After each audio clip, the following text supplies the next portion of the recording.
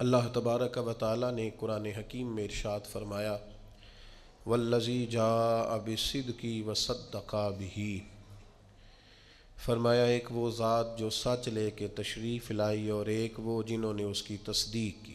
ایک وہ محبوب علیہ السلام جو سچ لے کے تشریف لائے، اور ایک وہ بابرکت ذات جس نے اس کی تصدیق کی۔ اولئک ھم المتقون، فرمایا یہی لوگ پرہیزگار ہیں۔ حضرت مولا علی شیر خدا کرم اللہ تعالی وجہہ الکریم ارشاد فرماتے ہیں کہ یہاں سچ لے کے تشریف لانے والے نبی رحمت علیہ السلام ہیں، اور تصدیق کرنے والے سیدنا ابو بکر صدیق ہیں۔ بہت سارے لوگ ایسے ہوتے ہیں جنہیں سچ کا پتہ ہوتا ہے، سچ کو تسلیم کرتے ہیں، انہیں خبر ہوتی ہے کہ یہ سچ ہے، لیکن اس سچ کے سامنے جھکنے کو اور اس سچ کو قبول کرنے کو تیار نہیں ہوتے۔ نجی محفلوں میں، تنہائیوں میں لوگوں کے درمیان کہیں گے کہ بات تو فلاں ٹھیک ہے، وہ جو کہا گیا تھا اس میں 100% صداقت ہے، لیکن آپ نے تسلیم ہی نہیں کیا، تو یہ تو بڑی ڈبل رائے کا آپ نے اظہار کیا ہے، یہ تو ایسی کیفیت ہے جو مومن کی نہیں ہوتی کہ آپ تسلیم بھی کر رہے ہیں پورے طور پر اور پھر آپ قبول کرنے کو بھی تیار نہیں ہیں۔ ابو جہل سے تنہائیوں میں پوچھا جاتا کہ نبی پاک علیہ السلام کے بارے میں کیا کہتے ہو، تو کہتا وہ جو فرماتے ہیں حق اور سچ ہے۔ اخنس بن شریق سے پوچھا جاتا بتائیے نبی کریم علیہ السلام جو ارشادات بیان کرتے ہیں، جو تعلیمات دیتے ہیں، جو بتوں کے بارے میں سرکار کی رائے ہے، تو وہ کیا اس کے بارے میں تو کہتا ہے، تو وہ کہتا بالکل ٹھیک، حق اور سچ فرماتے ہیں۔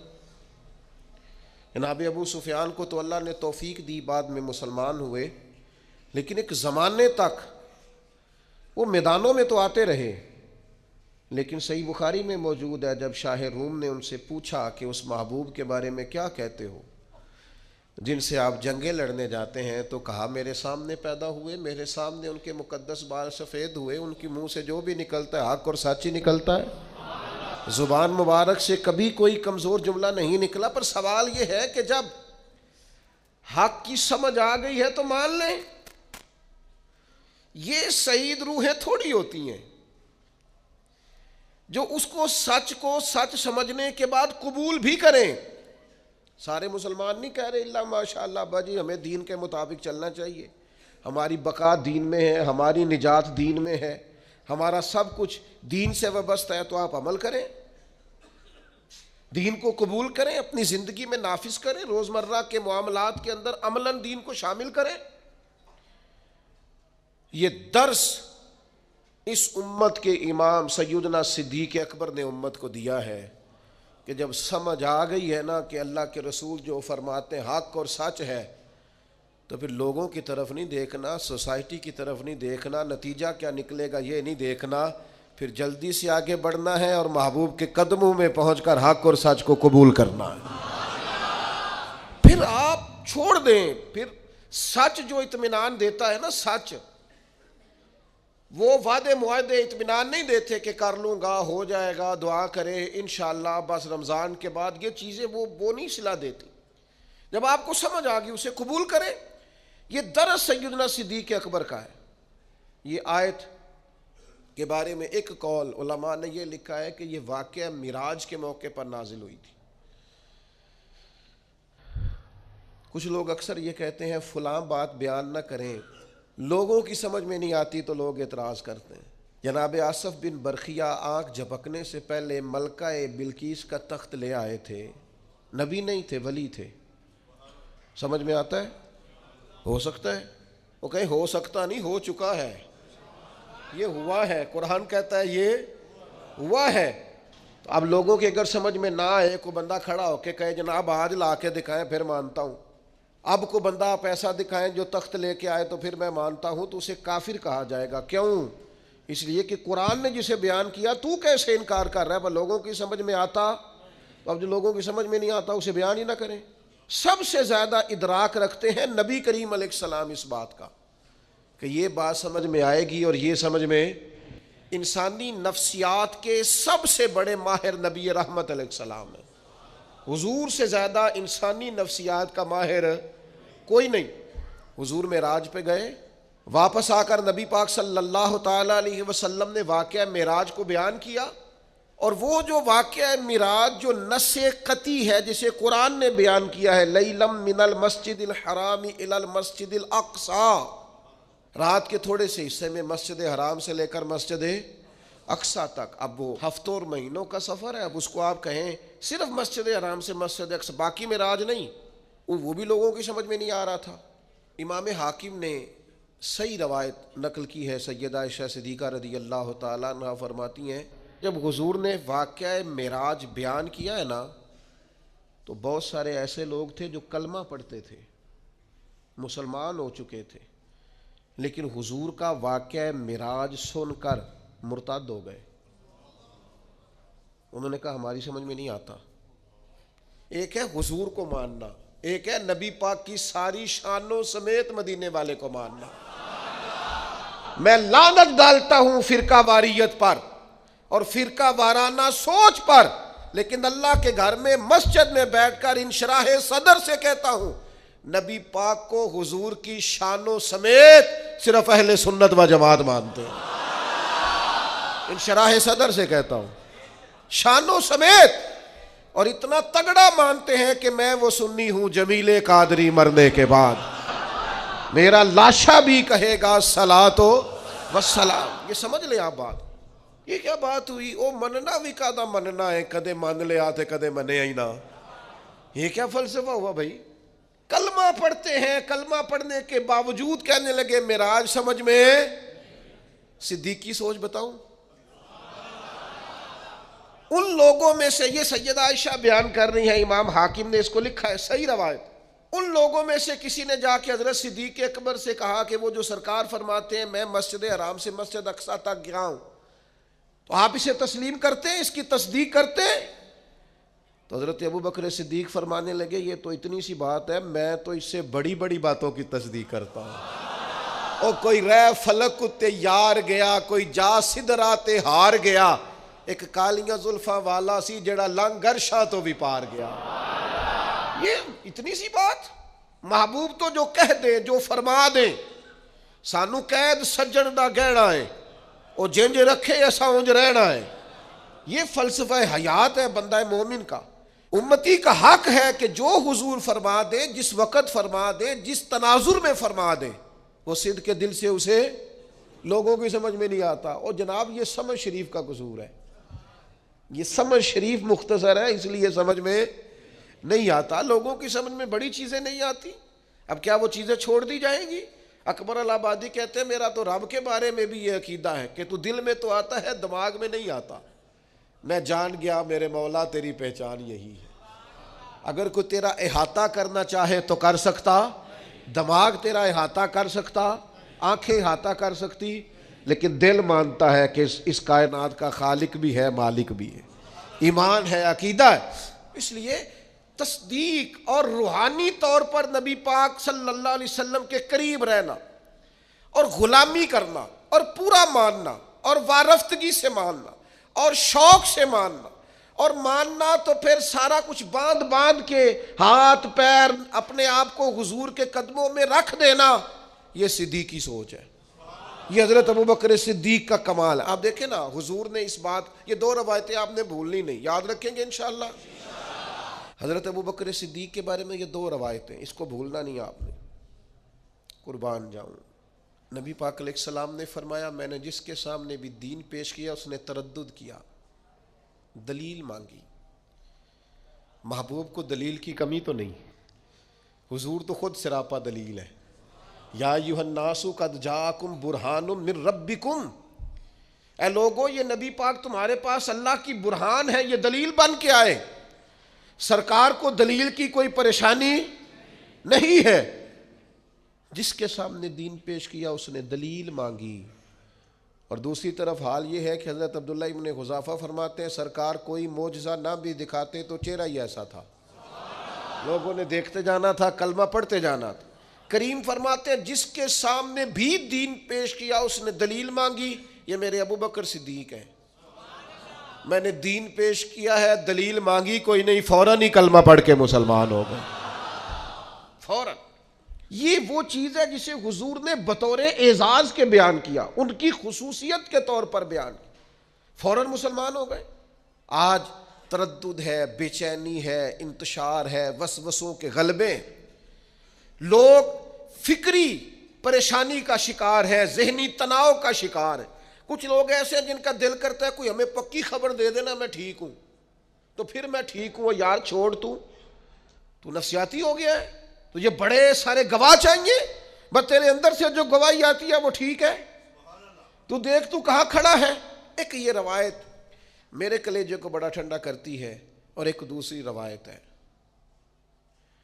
موٹر سائیکل اپنی بندے کی لگ جائے نا کبھی تو پریشانی کوئی نہیں ہوتی، اگر کسی کی اس سے لگ جائے تو اپنے پیسے گم ہو جائیں تو کوئی پریشانی، لیکن اگر کسی کی امانت رکھی ہو، بڑا پیارا آدمی بھی ہو، بلکہ یوں سمجھ لیں گھر والوں کے بھی پیسے ہو نا، ابا جی نے بھی پکڑائے ہوں، وہ بھی گم ہو جائیں تو بندہ پریشان ہوتا ہے۔ قریبی آدمی جتنا مرضی ماں باپ کی حد تک بھی قربان جائیں۔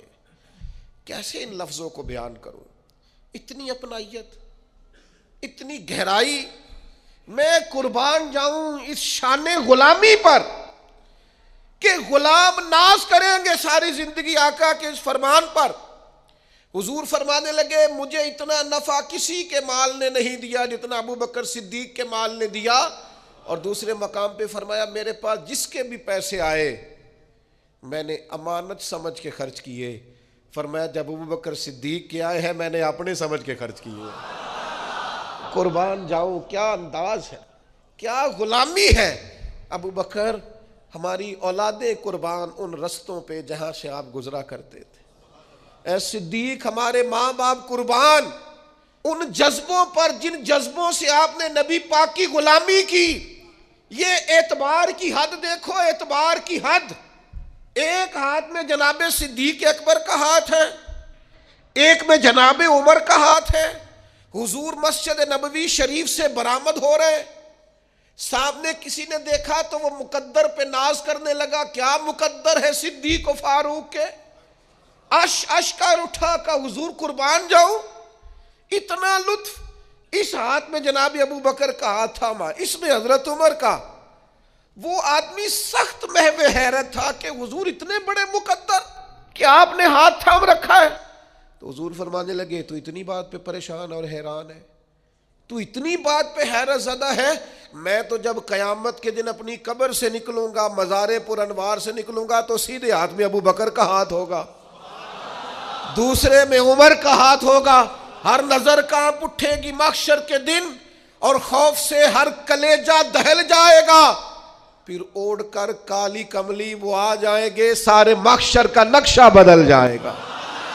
حضرت ابو بکر صدیق رضی اللہ تعالیٰ نے امت کو یہ سبق دیا ہے، زندگی نہ ذوق والی سونی ہوتی ہے، زندگی محبت والی پیاری ہوتی ہے۔ زندگی آپ کسی جگہ بھی کسی بھی ذوق کو چھوڑ دینا، یعنی بندہ اپنے ماں باپ کی خدمت بھی کرے تو ذوق سے ہی کرے تو ٹھیک ہے، لیکن اگر وہ 3 دن ہسپتال رہنا پڑے اور چوتھے دن وہ بڑے بھائی کو فون کرے نا تو جب آ جا یار اب میرا بھی کام رکا ہوا ہے، مزہ نہیں آیا، پریشانی ہو گئی۔ والدہ صاحبہ کو سنبھالنا پڑ گیا ایک ہفتہ، تو یہ فون کر رہا ہے بہنوں کو کہ 2 آتے رہو، آ کے مزہ نہیں آیا، یہ لطف نہیں زندگی کا۔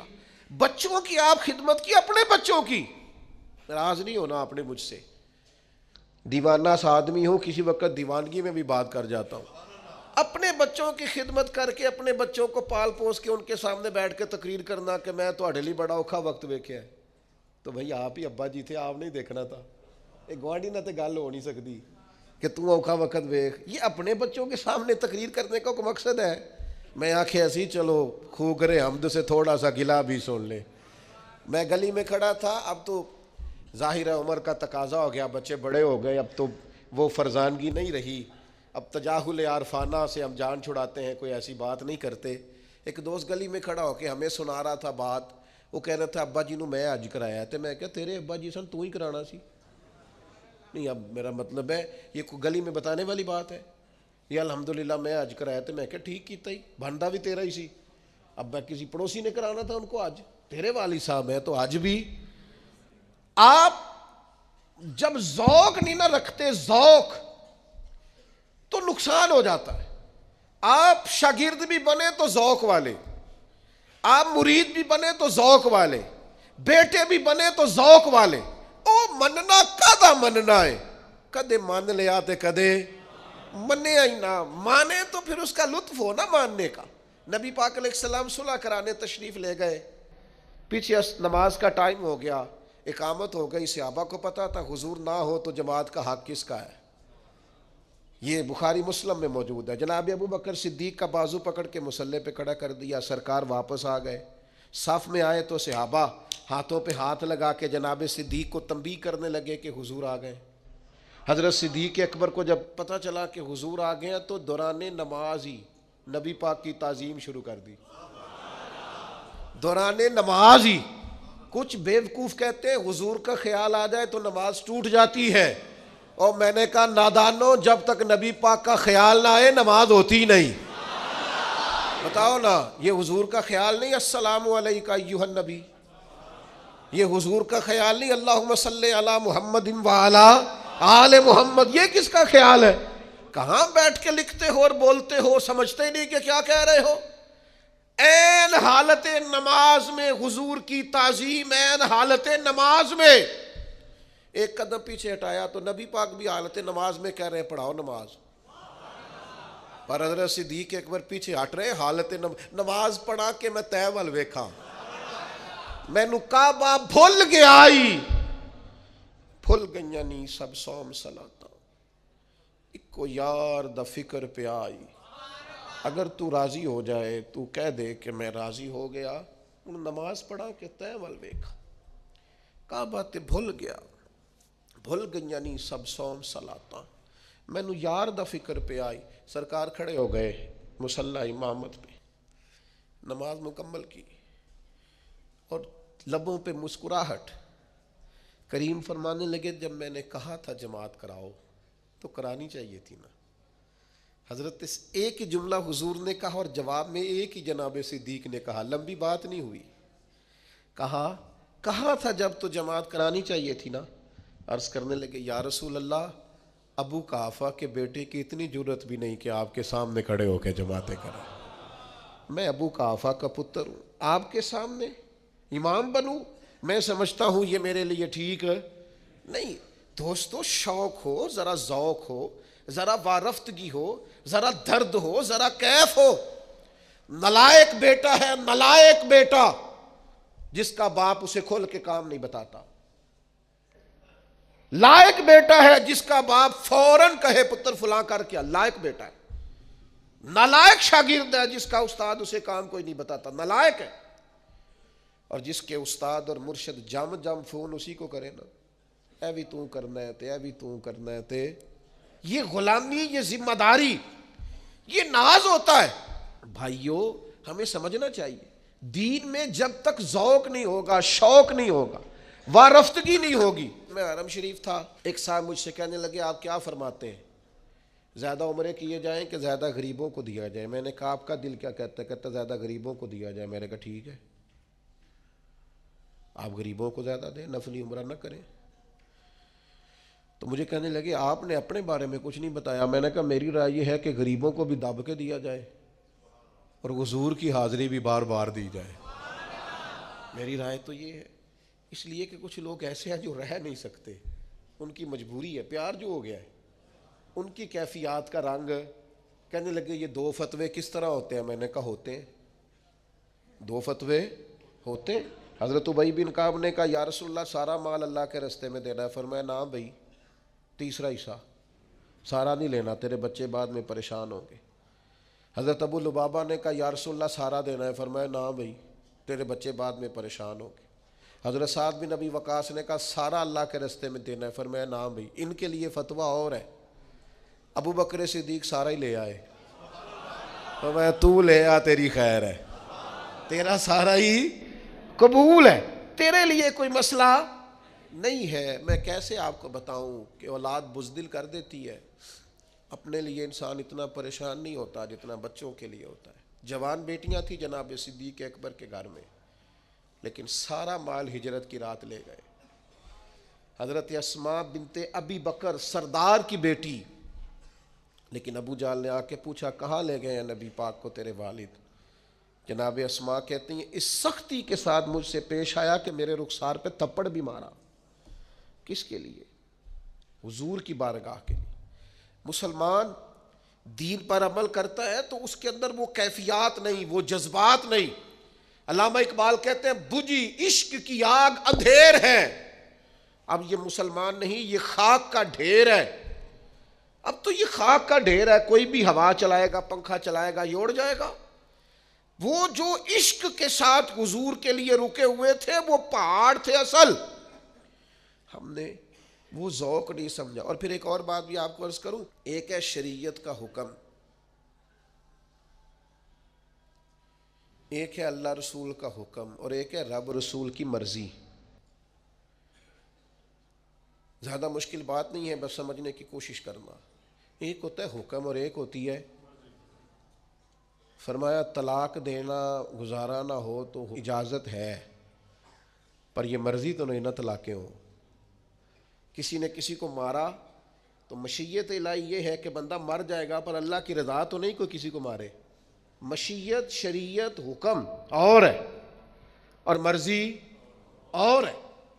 آپ کسی کو گولی مار دیں وہ مر گیا، حکم الہی آ گیا، امر ہو گیا، لیکن یہ اللہ کی رضا، مالک کو پسند تو نہیں کہ کوئی مسلمان کسی کو مارے۔ بات سمجھ رہے ہیں؟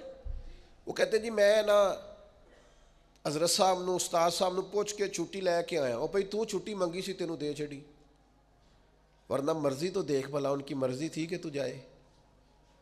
چھٹی اور چیز ہے، پوچھنا اور چیز ہے۔ حضرت صدیق اکبر نے نا نبی پاک کی رضا کو سمجھ لیا تھا۔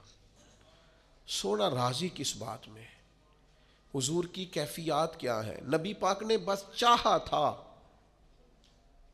کہ حضرت بلال کو خرید لیا جائے، صرف چاہا تھا۔ حضرت ابو بکر صدیق جا کے خرید بھی لائے۔ حضور کی رضا سمجھ گئے نا۔ یہ جو رضا کچھ بندے کہتے ہیں میں ابا جی نے آخیا مینوں حکم کرو، اور میں نے کہا ابا جی سے حکم نہیں پوچھا جاتا، آپ ابا جی کو ویسے کیوں نہیں سمجھتے کہ ان کی طبیعت کیا ہے؟ آپ مزاج کو سمجھیں۔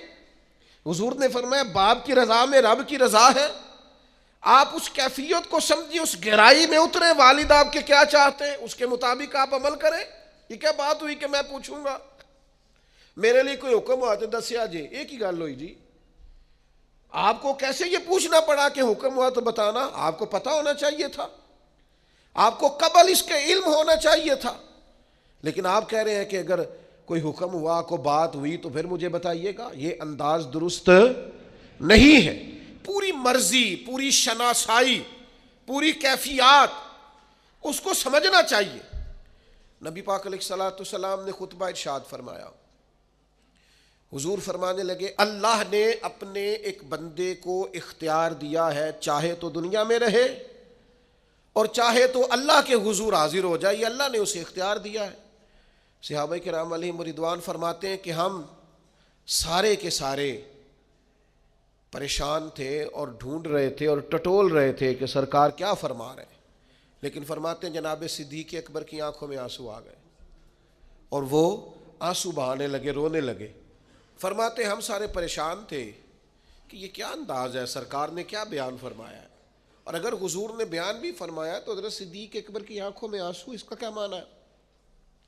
اللہ نے اپنے بندے کو اختیار دیا، چاہے تو دنیا میں رہے چاہے تو اللہ کے حضور حاضر ہو جائے، اس پر آنکھوں میں آنسو آنا جناب صدیق کے، بات سن کے معنی کیا ہے؟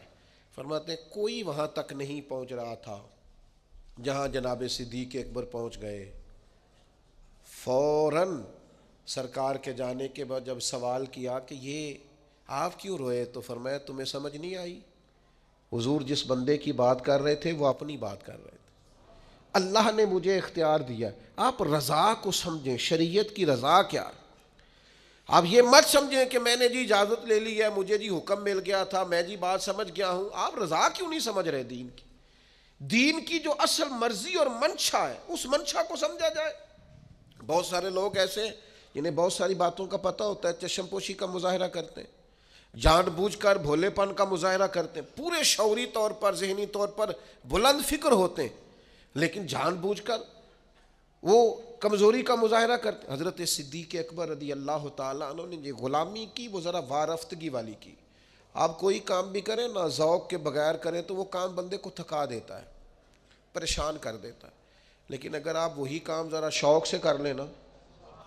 حضرت مولانا ابو نور صاحب رحمۃ اللہ علیہ فرماتے ہیں، میں نے اپنے ابا جی سے کہا کوئی نصیحت کرے تو کہنے لگے بیٹا آپ مولوی صاحب ہیں، کوئی بندہ مولوی صاحب کہے تو اس کا غصہ نہیں کرنا، اس کا مزہ لینا ہے، زندگی ذرا سکون سے گزرے گی۔ کبھی بھی احساس کمزوری کا شکار آپ جہاں ہیں آپ اس مسئلے کی رضا کو سمجھ، اور پھر جو نبی پاک علیہ السلام نے انہیں رزلٹ دیا ہے نا، جو قدردانی دین نے کی ہے، وہ قدردانی بڑی انوکھی ہے۔ قرآن مجید نے کہا نا والسابقون السابقون اولئک المقربون، سبقت لے جانے والے سبقت لے گئے، یہ قریبی لوگ ہیں اللہ رسول کے۔ حضرت یہ بخاری مسلم دونوں میں موجود ہے، حضرت عمر فرماتے میری اور جناب صدیق اکبر رضی اللہ تعالیٰ عنہما فرماتے ہماری کسی بات میں شکر رنجی ہو گئی تھی، اختلاف رائے ہو گیا، اور کیفیت یہ بنی کہ حضرت صدیق اکبر نے غصے میں ایک سخت جملہ کہہ دیا، بعد میں اسی جگہ کھڑے کھڑے فوراً عرض کی، ارشاد فرمایا کہ عمر یار درگزر کر دو، مجھے جذبات میں میرے سے بات نکل گئی۔ فرماتے ہیں میں تو پہلے ہی جلالی تھا، میں نے کہا پہلے بات کرنا پھر معافیاں مانگنا، میں نے بھی سخت سست بول دیا، اب مجھے بھی احساس ہوا کہ یہ بھلا کون مجھ سے معافی مانگ رہا تھا، ابو بکر صدیق۔ آپ فرماتے فوراً میں حضرت ابو بکر صدیق کے گھر پہنچا، لیکن مجھے جا کے پتا چلا کہ وہ تو گھر میں موجود ہی نہیں۔ اب میرے پیروں تلے زمین نکل گئی، جب وہ گھر نہیں ہوتے تو دروازہ رسول پہ ہوتے۔ فرماتے کیفیت بدل گئی، میں شدید پریشان ہوا۔ دوسری طرف حضرت ابو درداء رضی اللہ تعالیٰ عنہ روایت کرتے کہ حضرت صدیق اکبر حضور کی بارگاہ میں پہنچے تو فرمایا کیا ہوا؟ عرض کی یا رسول اللہ ایک جملہ کہہ بیٹھا ہوں، پھر بڑی معافی مانگی ہے پر عمر مانے نہیں۔ نبی کریم مقدس گردن جھکا کے بیٹھ گئے۔ جناب عمر کہتے میں نے جا کے السلام علیکم کہا، جواب تو آیا پر حضور نے گردن نہیں اٹھائی۔